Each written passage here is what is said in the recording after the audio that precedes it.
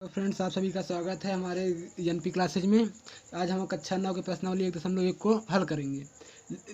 Video शुरू करने से पहले आप लोगों ने, जिन लोगों ने अभी तक चैनल को सब्सक्राइब नहीं किया है, सभी लोग चैनल को सब्सक्राइब कर लें। ठीक है, अब देखो चैप्टर को शुरू करते हैं। इसमें दिया है पहले सवाल में, क्या शून्य एक परिमेय संख्या है? क्या इसे आप पी बटे क्यू के रूप में लिख सकते हैं, जहाँ पी और क्यू पूर्णांक है और क्यू डज नॉट इक्वल 0 है। दूसरी संख्या ऐसे है, 2, 3 और 4 के बीच में 6 परिमेय संख्याएं ऐसे करना है। ठीक है, इसमें सत्य असत्य बताना है क्या है। तो चलो, सबको आसानी से आप लोग बता सकोगे। एक बार वीडियो को पूरा देखना, उसके बाद आपको कभी कोई दिक्कत नहीं होगी ऐसी भी सवाल लगाने में। तो देखो भाई, जब पूछा परिमेय संख्या है तो पहले पता चले कि परिमेय संख्या है क्या है। परिमेय संख्या के नाम पता होनी भाई, संख्या क्या है। तो इसी के बारे में हम लोग जान लेते हैं भाई। पहले जान लेते हैं संख्या। भाई शुरू करना है प्रश्नावली 1.1। ठीक है, कक्षा 9 की है। इसमें पहले दिया है, देखो पहले हम लोग जान लेते हैं संख्या होती क्या है। तो संख्या ऐसी संख्याएं, ऐसी गणितीय वस्तु, ठीक है, ऐसी गणितीय वस्तुएं, भाई गणित में पढ़े जाओ, संख्या गणितीय होगी, जिनका उपयोग, ठीक है, जिनका उपयोग नापने और गिनने में किया जाता है। गिनने में किया जाता है, ठीक है। ऐसी गणितीय वस्तुएं जिनका उपयोग नापने और गिनने में किया जाता है, क्या कहलाती हैं? संख्या कहलाती है। ठीक है, अब भाई किसी भी चीज़ को गिनना है तो कैसे गिनोगे भाई? नाम लगे तो, अगर मान लीजिए 10 डंडा रखा है, यहाँ पर 10 डंडा रखी है ऐसे लाइन लगा के, आपको गिनना होगा तो ऐसे गिनोगे ना, 1 2 3 4 5 6 7 8 9। ये तो कहोगे नहीं, लठ डबल लठ ये ऐसे कुछ तो कहोगे नहीं भाई। संख्या गिनोगे तो जिनका उपयोग गिनने और नापने में किया जाता है भाई, वो सब क्या कहलाती हैं? संख्याएँ कहलाती हैं। तो संख्या का मूल कंसेप्ट है संख्या कितने प्रकार की होती है। ठीक है, समझने के लिए भाई पता हो जाए संख्या, तो संख्या इसको आप समझ गए। अब संख्या कितने प्रकार की होती हैं। संख्या अभी तक तो आप लोग अच्छा 8 तक पढ़ाया जाता है। संख्या 2 प्रकार की होती है, सम विषम, अगर ज़्यादा बता दिया जाए तो भाज्य भाज्य। इसके अलावा कुछ बताया नहीं जाता। लेकिन जो संख्याओं का मूल रूप होता है, केवल दो मूल रूप होता है। ठीक, एक क्या होता है? वास्तविक संख्याएं। एक क्या होता है? वास्तविक संख्याएं। और वहीं पर दूसरा क्या आ जाता है? काल्पनिक संख्याएं। ठीक है, एक वास्तविक, एक काल्पनिक। तो सबसे पहले समझ लेते हैं वास्तविक संख्याएं क्या लगती होती हैं। तो ऐसी संख्याएं जिन्हें हम संख्या रेखा पर दर्शा सकते हैं। संख्या रेखा मतलब आप लोग जानते हो कि संख्या रेखा मध्य बिंदु में क्या होता है? 0 होता है। इधर ऋणात्मक संख्याएं ली जाती हैं, इधर धनात्मक संख्याएं ली जाती हैं। तो ऐसी संख्या जिनको संख्या रेखा पर दर्शा सकते हैं, वास्तविक संख्या कहलाती है। उसी तरह काल्पनिक संख्याएं, ऐसी संख्याएं जिनको हम संख्या रेखा पर कभी दर्शा नहीं सकते, क्या कहलाएंगी? काल्पनिक संख्याएं। जैसे काल्पनिक संख्या में ले लीजिए रूट में माइनस। हमेशा जान लीजिए काल्पनिक संख्या की पहचान होती है, रूट में आपका क्या मिल जाएगा? माइनस मिल जाएगा। ठीक है, यहाँ पे संख्या कोई भी हो, 3 हो, 5 हो, 10 हो, 15, 20, 25, 30, कोई भी हो, कितनी भी बड़ी संख्या हो, अगर यहाँ पर रूट में माइनस आ गया तो हमेशा क्या कहलाएगी? काल्पनिक संख्या है। और इसी काल्पनिक संख्या को अवास्तविक संख्या भी कहते हैं। ठीक है, कभी कंफ्यूज मत हो जाइएगा। काल्पनिक संख्या अवास्तविक संख्याएं सब सेम होती हैं। ठीक है, तो देखो ऐसी संख्या जिनको संख्या रेखा पर दर्शाया नहीं जा सकता, उसमें क्या लगा रहे? रूट में माइनस। काल्पनिक संख्या, इनके अलावा जो भी संख्या होगी सब क्या होगी? वास्तविक संख्या है। तो वास्तविक संख्या मूल रूप से क्या होती हैं? तो देखो मूल रूप से बताया जाए तो सबसे पहले प्राकृतिक संख्या थी। ठीक है, क्या जाती है? प्राकृतिक संख्या। ऐसी संख्या जिनका उपयोग हम आसानी से गिनने में कर सकते हैं। ठीक है, ऐसी संख्या जिनका हम आसानी से गिनने में कर सकते हैं। जैसे भाई किसी चीज़ की गिनती शुरू करनी हो, एक स्कूल में 10 कुर्सियाँ लगी हों, तो गिनती कहाँ शुरू करोगे? 0 से करोगे? नहीं करोगे ना। शुरू हमेशा भाई किसी भी चीज़ को गिना जाता है तो 1 गिनते हैं, 2 3 4, मतलब ऐसे बढ़ते चले जाते हैं। शुरू कहाँ से करते हैं? 1 से। तो प्राकृतिक संख्या जहाँ से गिनती शुरू की जाती है उन्हें प्राकृतिक संख्या कहते हैं। जैसे 1 2 3 4 5 6, मतलब ऐसे लेके अनंत संख्या। ठीक है, कोई सीमा नहीं, जितनी बड़ी आप लिख सको उतनी बड़ी संख्या हो सकती हैं। उसके बाद इसके बाद आता है पूर्ण संख्याएं। ठीक है, पूर्ण संख्या में क्या होता है? पूरी संख्याएं। जब संख्या कहा जाए संख्या कितनी होती हैं, संख्या कितनी होती हैं, तो आप हमेशा जान लीजिए संख्या केवल 10 होती हैं। कितनी होती हैं? 10 होती हैं। कौन कौन संख्या? 0 1 2 3 4 5 6 7 8 9। संख्याएं केवल इतनी होती है, इससे ज़्यादा नहीं होती हैं। इनकी सहायता से अन्य संख्याएं बनाई जाती हैं। लेकिन अंक गणित में संख्याओं की संख्या कितनी है? अंक गणित में संख्याओं की संख्या केवल 10 है। 0 1 2 3 4 5 6 7 8 9। ठीक है, हमेशा रखिएगा संख्या केवल कितनी होती हैं? 10 हो सकती हैं। तो पूर्ण संख्याओं में ये पूरी संख्या, ठीक है, पूर्ण संख्याओं में पूरी। भाई इसके साथ जितने बना सकते हो आप बना लो, लेकिन मिनिमम कहाँ शुरू करोगे? 0 से ना। तो पूर्ण संख्या में 0 से लेकर जितनी आप बड़ी संख्या बना सकते हो, पूरी संख्याएं हो सकती हैं, पूरा अनंत तक। ठीक है, उसके बाद हमारा आता है पूर्णांक। क्या आता है? पूर्णांक किसे कहते हैं या पूर्णांक संख्या किसे कहते हैं? तो इसमें आपको क्या करना है, पहले जानना है भाई पूर्णांक होता क्या है। तो पूर्णांक भैया आप जितने कभी कोई परीक्षा दो तो आप जितने नंबर पाते हो वो क्या कहलाता है? पूर्णांक कहलाता है। अब भाई नंबर आप धनात्मक भी पा सकते हो, ऋणात्मक भी, जीरो भी। भाई अगर किसी चीज़ का पेपर दिया जाए तो ये तो जरूरी नहीं कि हाँ आप अगर 50 का पूर्णांक है 40 नंबर पाओ या प्लस में पाओ। आप 50 का पूर्णांक है तो -40 नंबर भी पा सकते हैं, -30 पा सकते हैं, -50 पा सकते हैं। लेकिन ऐसा कब होगा? जब माइनस मार्किंग होगी। ठीक है, माइनस मार्किंग। वो लोग आप जब इंटर के बाद परीक्षा दोगे, कोई बड़ी परीक्षा कक्षा इसी में अगर 7 8 में 9 में हो, जितने में हो, अगर नवोदय उदय कभी परीक्षा दो तो उसमें आ जाता है। ठीक है, माइनस मार्किंग आ जाता है।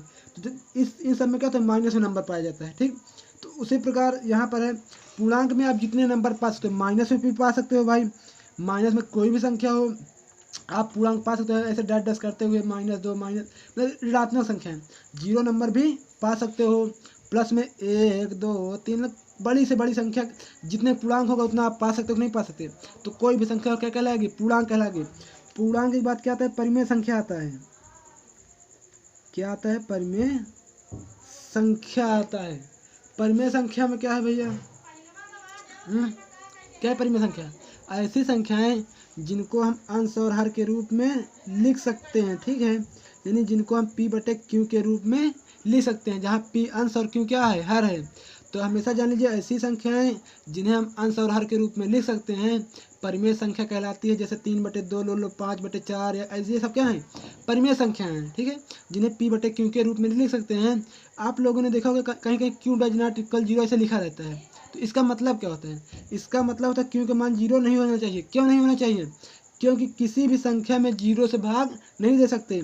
अगर बोल दिया जाए 0 में 1 से भाग दो तो 0 में आप कितना दोगे? 0 कम 0 0 0 हो जाएगा, 0 0 0। फिर 1 में 0 गए, 1 आएगा, फिर 0 0 0। कभी ये संख्या कट सकती है? कभी भाई 1 2 ऐसे जितनी बार आएगा यहाँ 0 जाएंगे, मतलब कभी कट नहीं सकती। तो यहाँ पर इसे क्या कह देते हैं? अनंत कह देते हैं। ठीक है, तो इसलिए q का मान जब आपको कभी बट्टे में 0 मिल जाए उसका मान क्या हो जाता है? अनंत हो जाता है। ठीक है, तो इसीलिए बोल देता है q का मान 0 नहीं होना चाहिए। अगर 0 हो गया तो क्या हो जाएगा? अनंत हो जाएगा। ठीक है, तो ऐसी संख्या जिनको p/q के रूप में लिख सकते हैं परिमेय संख्या कहलाती है। इसके बाद आता है अपरिमेय संख्याएं। अपरिमेय संख्याएं भाई जो संख्या परिमेय नहीं होगी वह क्या कहलाएगी? अपरिमेय संख्या। ठीक है, अब परिमेय संख्या की बात की जाए तो परिमेय संख्या ये नहीं, अगर बोल दिया जाए भाई 5 क्या है? परिमेय है कि अपरिमेय? तो क्या बताओगे? ये भी भाई परिमेय संख्या है, क्योंकि कोई भी प्राकृतिक संख्या या कोई भी पूर्ण संख्या कोई भी मान लीजिए, कोई भी संख्या हो, अगर उसके नीचे हमेशा मान लीजिए बट्टे में क्या रहता है? 1। कोई भी संख्या हो सबके बट्टे में क्या रहता है? 1। ठीक है, तो भाई जब p/q मिला नहीं मिला? भाई बट्टे के रूप में मिला तो क्या हो जाएगा? परिमेय संख्या हो जाएगा। बोल दीजिए 3 क्या है? तो 3 भी परिमेय संख्या है, क्योंकि इसे 3/1 के रूप में लिख सकते हो। फिर बोल दिए अपरिमेय संख्या। ठीक है, क्या बोला है? अपरिमेय संख्या, जिनको p/q के रूप में नहीं लिख सकते। जैसे रूट में संख्या है, ये जान लीजिए रूट में जितनी संख्या मिलेंगी क्या होंगी? अपरिमेय संख्या। √6, √10, √15। ठीक है, ये सब संख्याएं क्या होंगी? अपरिमेय संख्या। बस याद रख लीजिए जहाँ पर जो संख्या रूट में हो उसका वर्गमूल नहीं होना चाहिए। जैसे √4 है, 4 का वर्गमूल क्या होता है? 2 होता है। तो ये भैया अपरिमेय संख्या नहीं है। अपरिमेय संख्या वे होंगी जो रूट में हो और उनका भैया क्या ना हो? वर्गमूल ना हो। ठीक है, वो संख्या क्या कहलाएंगी? अपरिमेय संख्या। उसके बाद आते हैं संख्या, तो आपने पढ़ा ही होगा भाई, सम संख्या आपने पढ़ा होगा। ऐसी संख्याएं जो 2 से विभाजित हो जाएं क्या कहलाती हैं? सम संख्या कहलाती है। ठीक है, उसके बाद विषम संख्या आता है। ऐसी संख्याएं जो भैया 2 से विभाजित ना हो, सम संख्या में 2 से विभाजित हो जाए, विषम में 2 से विभाजित ना हो। ठीक है, फिर आता है भाज्य संख्याएं। क्या जाता है? भाज्य संख्या। भाज्य से पहले अभाज्य समझ लीजिए। ठीक है, क्या समझ लीजिए? अभाज्य संख्या। अभाज्य संख्याएं ऐसी संख्याएं जो स्वयं और एक के अतिरिक्त किसी से भी नहीं करती। ठीक है, ऐसी संख्याएं जिनको स्वयं और एक के अतिरिक्त किसी भी संख्या से नहीं करती। जैसे बोल दीजिए 2 किससे आप काट सकते हो? यानी स्वयं यानी 2 से, या तो किससे काट सकते हो? 1 से। इसके अलावा किसी से भाग दे सकते हो? नहीं दे सकते ना। तो ये क्या कहलाएगी? अभाज्य संख्या है। 3 क्या है भाई? 3 को आप किससे काटते हो? या तो 3 से या तो 1 से। ये संख्या क्या कहलाएगी? अभाज्य संख्या। तो जो संख्या स्वयं और एक के अतिरिक्त किसी भी संख्या से न कटे वो क्या कहलाएंगी? अभाज्य संख्या। उसी का विपरीत अभाज्य संख्या में ऐसी संख्याएं जो स्वयं और एक के अतिरिक्त किसी भी संख्या से कट जाएं, स्वयं और एक के अतिरिक्त किसी भी संख्या से कट जाएं। जैसे बोल दिया 4 क्या है? तो भाई 4 को किससे काट सकते हो? 4 स्वयं से कटेगा, 1 से कटेगा, लेकिन इसके साथ साथ 2 से भी तो कट सकता है, अतिरिक्त कोई संख्या ही नहीं है। तो ये क्या होगा भैया? भाज्य संख्या। बोल दिया 6 क्या है? भाई 6 स्वयं से भी कट सकता है, 1 से भी कटेगा, लेकिन उसके साथ साथ 2 और 3 से भी तो कटेगा। तो ये भैया स्वयं और एक के अतिरिक्त किसी भी संख्या से कटा कि नहीं कटा? तो ये क्या कहलाएगा? भाज्य संख्या। ठीक है, अब पूछ लीजिए 9 से क्या है? 9 क्या है? तो देखो इसको देखते लोग बोल देते हैं कि ये भैया अभाज्य संख्या है, बट ये क्या है? भाज्य संख्या। क्यों? क्योंकि 9 को 9 से काट सकते हो, 1 से काट सकते हो, लेकिन 3 से भी तो काट सकते हो। तो जो संख्या स्वयं और एक के अतिरिक्त किसी भी संख्या से कट जाए क्या कहलाएंगी? अभाज्य संख्या। ठीक है, विषम के पीछे न मत पड़िएगा कि जो संख्या विषम होगी वही अभाज्य होगी। भाई अभाज्य और विषम दूसरी चीज है। विषम जो संख्या 2 से नहीं कटेंगे, अभाज्य जो संख्या स्वयं और एक के अतिरिक्त किसी भी संख्या से ना कटे। ठीक है, 9 कट सकता है भाई। बोल दिया 15, तो 15 तो विषम है, लेकिन 15 को 15 और 1 के अलावा 3 और 5 से भी काट सकते हो। तो ये संख्या क्या होगी? अभाज्य संख्या। ठीक है, समझ में आया? भाई संख्या इतने प्रकार की होती है, आप लोग समझ लीजिए। इसी अब अभाज्य संख्या क्या कहते हैं भाई? अभाज्य संख्या को कभी कभी असंयुक्त या रूढ़ संख्या कह सकते हैं। ठीक है, अभाज्य संख्या को कभी कभी भैया रूढ़ संख्या या तो इसे ही असंयुक्त संख्या कहते हैं। ठीक है, और भाज्य संख्या को भाई कभी कभी संयुक्त संख्या भी कह देते हैं, तो कंफ्यूज मत होइएगा। ठीक है, अब चलिए चैप्टर शुरू करते हैं। देखो इतने में आपसे पूछ लेगा कि क्या प्राकृतिक संख्या पूर्ण संख्या होती? प्रत्येक प्राकृतिक संख्या पूर्ण संख्या होती है? भाई प्रत्येक प्राकृतिक संख्या पूर्ण संख्या होती है, बिल्कुल होती है भाई। 1 है, 1 पूर्ण संख्या होगा नहीं होगा? 2 है, 2 पूर्ण होगा नहीं होगा? 3 है, 3 पूर्ण होगा नहीं होगा? 4 भी होगा, 5। मतलब प्रत्येक प्राकृतिक संख्या पूर्ण संख्या होती है, लेकिन प्रत्येक पूर्ण संख्या प्राकृतिक संख्या नहीं हो सकती। क्यों नहीं हो सकती? क्योंकि इसमें 0 है, इसमें 0 नहीं है। ठीक है, तो ऐसे पहचान लीजिएगा। बोल देगा प्रत्येक पूर्णांक पूर्ण संख्या होता है, प्रत्येक पूर्णांक पूर्ण संख्या होता है, तो ऐसे नहीं हो सकता, क्योंकि पूर्णांक में माइनस आता है लेकिन पूर्ण संख्या में माइनस नहीं आता है। ठीक है, याद रखिएगा। चलिए अब क्वेश्चन की तरफ बढ़ते हैं। क्वेश्चन में क्या दिया है? ठीक है, क्वेश्चन में दिया है भैया, क्या शून्य एक परिमेय संख्या है? भाई बोला है क्या शून्य एक परिमेय संख्या है। ठीक है, तो बताइए आप क्या इसे पी बटे क्यू के रूप में लिख सकते हो? बताओ भाई। बोला क्या शून्य एक परिमेय संख्या है? शून्य है तो आपको बताएगा कोई भी संख्या हो, अगर रूट ना लगा हो तो उसके बटे 1 लिख सकते हो, नहीं लिख सकते? अगर 1 आपने लिख दिया तो पी बटे क्यू के रूप में मिला ना।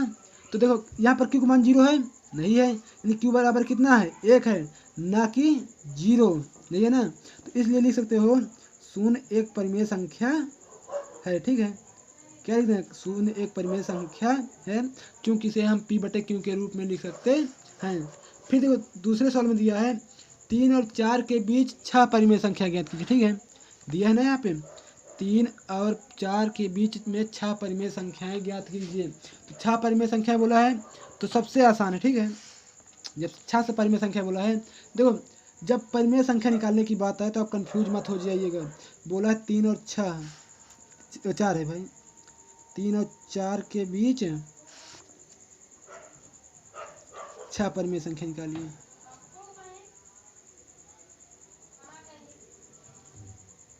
ठीक है, निकालना है भाई, लिखना है यानी ज्ञात करना है। ज्ञात कीजिए, कुछ भी लिख सकते हो। चलिए ज्ञात करते हैं। देखो परिमेय संख्या निकालना बहुत आसान है। देखो परिमेय संख्या का मतलब होता है 3 और 4 के बीच में कौन कौन संख्या आ सकती है। ठीक है, 3 और 4 के बीच में कौन कौन सी संख्या आ सकती है? तो देखो, जब परिमेय संख्या की बात हो, कभी उत्तर माला किसी से मत मिलाइएगा, आप जो लिख दो वो सही है, ठीक है। इसमें कहते 3 और 4 के बीच में आप अपने दिमाग में लगाओ कौन संख्या आ सकती है 3 और 4 के बीच में। हाँ भाई, 3 के बीच में 3.1 भी तो आ सकता है, इसके दोनों के बीच में 3.2 भी आ सकता है, 3.3 भी आ सकता है, 3.4, 3.5, 3.6 कुछ भी आ सकता है, नहीं आ सकता है। कितनी हुई? 1, 2, 3, 4, 5, 6 हुई कि नहीं हुई? यानी परिमेय संख्या जब जितनी पूछे आपसे उतनी आप लिख सकते हो। यहाँ मान लीजिए 6 की जगह 10 लिख देता, ठीक है, कितना लिख देता? 10। तो अच्छा, तो जब 3 और 4 के बीच में 3.1 आ रहा है, तो ये भी तो 3.0 भी आ सकता है, 3.02 भी आ सकता है, 3.03 भी आ सकता है। आपसे जितनी ज़्यादा संख्याएं पूछे वहाँ पर इतना जीरो, आप इसके बीच में डबल जीरो भी लगा सकते हो, ट्रिपल जीरो, जितने काम पड़े उतने जीरो लगा सकते हो। अब दूसरी बात, जब रूल की बात आ जाए, किसकी भाई? रूल पे बोल देता है आप रूल से करिए, तो रूल से कुछ नहीं करना है। जैसे 3 और 4 के बीच में निकल, ठीक है, ठीक है। जब देखो 3 और 4 के बीच में बोल दे परिमेय संख्या रूल के हिसाब से, तो रूल क्या कहता है भाई? जिसके बीच में परिमेय संख्या निकालनी है, ठीक है, जिसके बीच में परिमेय संख्या निकालनी, मान लो पहली लिख लो, ठीक है, पहली संख्या जिसके बीच में निकाली है दोनों को जोड़ दो। क्या करो? दोनों को जोड़ दो, और जोड़ने के बाद 2 से भाग, दोनों भैया संख्याओं को जोड़ दो, जो जो संख्या दी हो उनको 2 से भाग कर दो, जो आएगा आंसर हो जाएगा पहली संख्या। भाई 4, 3, 7, अब आ गया 2, जब 2 से काटेंगे 2 तिहाई 6, 1 बचेगा, दशमलव करेंगे 2 पंचे 10, 3.5 आया। 3.5 3 और 4 के बीच में आएगा कि नहीं आएगा? आएगा ना। और देखो यहाँ पर वही तो लिखी हो, एक संख्या मिली कि नहीं मिली? मिल गई ना। फिर देखो ये रूल के हिसाब से था, रूल में पहली संख्या प्लस दूसरी संख्या को दोनों को जोड़ दो, 2 से भाग, ये पहली संख्या। जब दूसरी को निकालना हो भाई, दूसरी संख्या निकालना है, दूसरी संख्या में क्या करो? जो पहली संख्या दी हो, जो पहली संख्या यहाँ पर हो और जो यहाँ पर आपका मान दिया हो, दोनों को जोड़ दो, इसको मत जोड़ो, ठीक है, इसका काम हो गया। अब जो आंसर आया है, जो यहाँ पर जो पहली संख्या दी थी और जिसे आपने निकालना है, दोनों को जोड़ दो, जोड़ने के बाद फिर 2 से भाग कर दो, कुछ नहीं करना, सिर्फ 2 से भाग कर दो। 3 3 6 हो जाएगा, 6.5। भाई 2 से काटोगे, 2 तिया 6 आएगा, दशमलव है, दशमलव लगा दोगे, 2 दूना 4 हो गया, 1 बचेगा, 2 पंचे 10, यानी 3.25। 3.25 भी तो इसी के बीच में आएगा, 3 और 4 के बीच में ना। तो क्या हो गया? परिमेय संख्या है। जब तीसरी पूछ ले भाई, तीसरी संख्या लिखिए भाई, तीसरी संख्या लिखना है, तो तीसरी संख्या क्या करोगे आप? क्या दिया? 3 और 4 दिया है ना, तीसरी संख्या दो। फिर आपको ये मत सोचो कि इसे ये वाली संख्या इसमें जोड़ दो, ठीक है, ऐसा कुछ मत कीजिए। आप सिर्फ यहाँ पर पहली संख्या देखिए क्या दिया था और फिर दोबारा क्या आंसर आया है। एक बार इसको इसमें जोड़ दिए, अब इसको इसमें जोड़ के 2 से भाग, चलो कर देते हैं। यहाँ पर 3 है, यहाँ पर 3.25 है, दोनों को जोड़ के 2 से भाग कर दो। भाई जोड़ोगे 3 3 6.25 आएगा। अब भाग दे दो, जो आएगा आंसर 2 तिहाई। भाई यहाँ पर 6 नीचे चला गया था। भाई जोड़ोगे 3 3 6 हो गया, 2.5 है, भाग दे दो। जब भाग देंगे 2 तिया 6, दशमलव यहाँ पर है, दशमलव उतार दो, 2 है, 2 से भाग दो, 2 एक कम 2, फिर 2 दूना 4, 1 बचेगा, 2 पंचे 10, 3.125 आया। इसी के बीच में आएगा, नहीं 3 और 4 के बीच में ही तो आएगा, इसीलिए परिमेय संख्या हो सकती है। ऐसा जब चौथी निकालना हो, आप लोग घर पर निकाल लीजिए, ठीक है, बस 3 तक बता दिया, आप निकाल लीजिए इसी नियम से। पहली संख्या का जो यहाँ पे दिया उसको प्लस में जो आंसर आया, अब देखो एक बार इसको जोड़ दे, दोबारा इसको, तिबारा इसको, तो उसके बाद पाँचवीं निकालनी हो, तो यहाँ जो पहली संख्या को प्लस में जो यहाँ पर चौथी आएगी उसको पाँचवीं छठवीं ऐसे निकालते चले जाएंगे, ठीक है। चलिए अगले क्वेश्चन की ओर बढ़ते हैं। इसमें दिया 3/5 और 4/5 के बीच में 5 परिमेय संख्याएं ज्ञात कीजिए। तो सबसे आसान नियम, ठीक है, कुछ नहीं करना, आपको बताए या तो भाई दोनों संख्याओं क्या करो, जोड़ दो, जोड़ के 2 से भाग कर दो, 3 और 5 के बीच में इस बार निकलना है ना 4/5, ठीक है भाई। ये तो और आसान है, आपको देखो आसान सा नियम है, ठीक है, आसान से ट्रिक है। 3/5 4/5, आपको सबसे पहले नीचे का हर बराबर करना है, हर बराबर है ना, बराबर करने के बाद आप देखो 3 और 5 3/5 और 4/5 के बीच में पूछा है, 5 परिमेय संख्या लिख दीजिए। भाई 3 और 4 के बीच में क्या आएगा? 3.1/5 आ सकता है, 3.2/5 आ सकता है, 3.3/5 आ सकता है, 3.4/5 आ सकता है, 3.5/5 आ सकता है, और ये 4/5 तो था ही, 5 बोला है, 1 2 3 4 5, 5 परिमेय संख्या मिली, सबसे आसान है भाई। दशमलव लगाते जाओ, आंसर लिखते जाओ। लेकिन उसके अलावा है, अब उसके बाद देखो जब सवाल लगानी हो, अब उसके कभी जैसे पहली संख्या रूल के हिसाब से चलें, मान लीजिए पहली संख्या आपको लगाना है, ठीक है, रूल के हिसाब से चलें। रूल में क्या होता है, दोनों संख्याओं को जोड़ दो, जोड़ने के बाद 2 से भाग, सबसे आसान, ठीक है। जोड़ेंगे, दोनों को जोड़ के 2 से भाग, जोड़ दो भाई। जब नीचे नीचे वाला बराबर है, हर बराबर है, तो ऊपर को जोड़ दिया जाता है। याद रखिएगा मेन बटा आपका ये है, इसको याद रखिएगा, ठीक है। ये वाला नहीं है मेन बटा, इसलिए यहाँ पे ये मेन बटा आपका नहीं होगा। मेन बटा इसके जो नीचे लगेगा, ये बटे 2, ये मेन बटा, ठीक है। इसमें जब नीचे वाला बराबर है, हर बराबर है, तो अंश को जोड़ लेंगे, 3 + 4 क्या हो जाएगा, 7 हो जाएगा, ठीक है। चलो ये 7 आ गया। अब इसको इसमें क्या करो, अब देखो सबसे इसके बटे एक मेन बटा भाई ये है, इसके बटे एक कर सकते हो, सबसे नीचे वाला सबसे ऊपर कर दो, 7 से गुणा करोगे इसके साथ में, एक में 7 एक कम, 7/5 दूना 10 कर सकते हो, या आप इसे 10 के जहाँ 5 × 2 लिख सकते हो, चाहे यहाँ पर 5 दूना 10 लिख दो, जहाँ 5 × 2।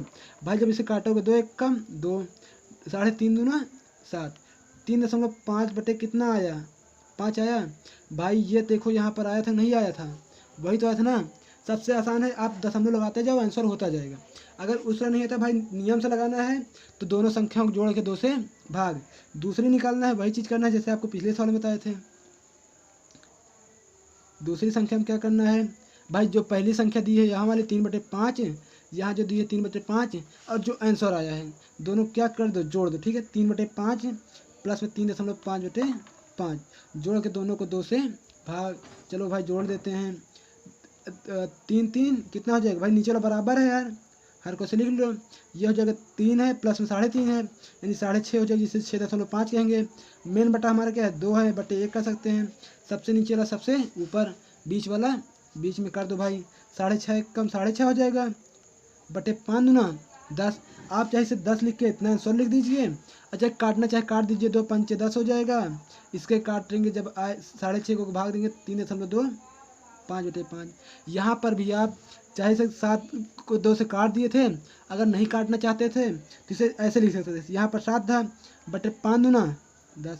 ये भी आपका आंसर गलत नहीं है, ठीक है। इसलिए बोल रहे हैं परिमेय संख्या में कभी उत्तर को मिलाने, अगर नहीं उत्तर किसी से नहीं मिला है मत मिलाइए, रूल को आप ध्यान दीजिए कि कैसे निकालना है, ठीक है। सबसे आसान है भाई, दशमलव लगाते जाइए, जिसके बीच में पूछे उन दोनों संख्याओं को लिख लो, ठीक है। उसके बाद छोटी वाली संख्या से शुरू करो दशमलव लगाना, जहाँ तक जाना है बिंदास जाओ, ठीक है। चलो भाई ये सवाल हो जाए, दूसरी निकाल दी है, तीसरी इसी नियम से भाई, पहले की जोड़ देना प्लस में ये वाली को जोड़ देना, ठीक है। चलो अगला क्वेश्चन क्या है भाई, अगले सत्य असत्य बताना, ठीक है। चौथी सवाल में बोला है, नीचे दिए गए कथन सत्य हैं या असत्य हैं, कारण के साथ अपने उत्तर दीजिए।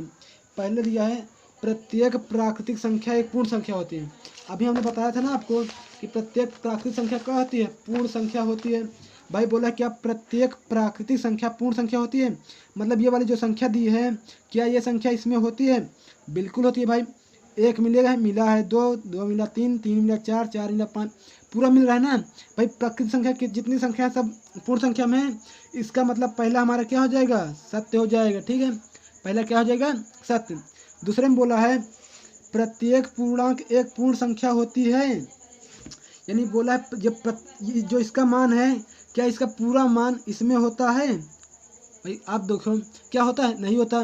क्यों नहीं होता भाई, भाई इसमें माइनस की संख्याएं हो सकती हैं, लेकिन इसमें माइनस की संख्याएं नहीं हो सकती, इसलिए आपका ये वाला क्या हो जाएगा, असत्य हो जाएगा, ठीक है। आप लिख दीजिए असत्य। उसके बाद क्या दिया है, प्रत्येक परिमेय संख्या एक पूर्ण संख्या होती है। भाई लिखा है प्रत्येक परिमेय संख्या एक पूर्ण संख्या होती है। तो आप इस क्वेश्चन को आप लोग बताइए, क्या प्रत्येक संख्या पूर्ण संख्या होती है, प्रत्येक परिमेय, याद कीजिए बताइए। भाई परिमेय संख्या कुछ भी हो सकता है, आपको बताएगा ना, परिमेय संख्या कुछ भी हो सकता है, लेकिन ये ऐसा कोई ज़रूरी नहीं है भैया कि जो पूर्ण प्रत्येक परिमेय संख्या पूर्ण संख्या नहीं हो सकती, क्योंकि ये दशमलव के रूप में आ सकता है, नहीं आ सकता है भाई, बटे के रूप में आ जाए। तो आप हमेशा जान लीजिए प्रत्येक परिमेय संख्या पूर्ण संख्या नहीं हो सकती, ये भी क्या है, असत्य है, ठीक है। आपका चैप्टर ख़त्म हो गया है। अगर वीडियो पसंद आई हो भाई लाइक कीजिए, शेयर कीजिए और अभी तक चैनल को सब्सक्राइब नहीं किया तो सब्सक्राइब कर दीजिए। कमेंट कीजिए आपको जहाँ पर ना समझ में आया हो, हम आपकी समस्या को सुलझाने की कष्ट करेंगे। भाई आप प्लीज़ भाई जितने सब्सक्राइब हो सके आप बढ़ाने की कोशिश कीजिए, ठीक है।